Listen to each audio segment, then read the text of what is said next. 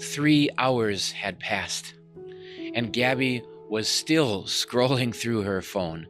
Back and forth she went, first social media posts, then over to silly cat videos, and then back to social media again, over and over and over again. She looked through her phone, and yet she found no one liking or clicking on her posts.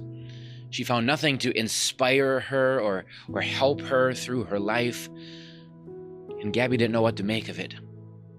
She was searching for some kind of purpose, some kind of meaning in her life, and nothing seemed to help. The thought kept rolling through Gabby's mind. What do I even matter? Do those thoughts ever cross your mind? Maybe you've had a bad stretch, a couple days in a row that aren't going your way. Or maybe you are really struggling right now, maybe even suffering to the point of Job in the Bible, who had so many horrible things happen to him. Maybe you're somewhere in between, like Gabby, and you're searching for some kind of meaning or purpose in life.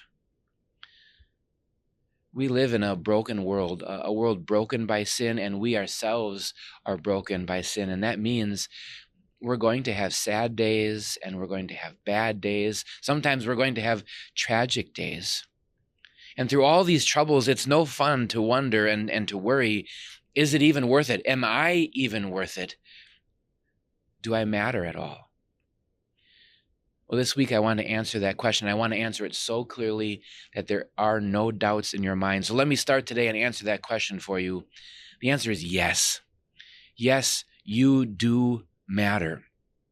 And the first reason today that you do matter, that I want to share with you, is because God gave you life.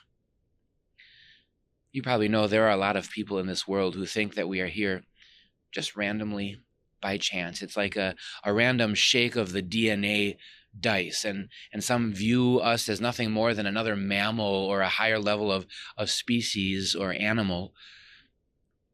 But God has so much more to say to you, and I want to take you all the way back to the very beginning, and maybe today sometime go to the beginning of your Bible. It's easy to find. It's the first page, and read Genesis chapter 1 and chapter 2, and for those 10 or 20 minutes, just think through as you're reading how powerfully and perfectly and precisely God made everything in all creation.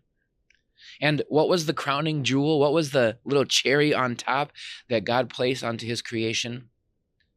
It was human beings. He formed humans last and very differently and very specially.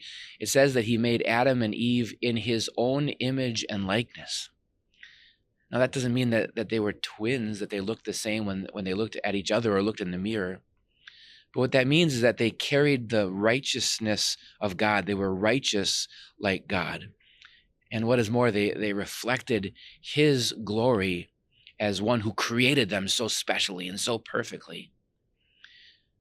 When we're thinking about the question, do I even matter? What's the point? Do I have any value?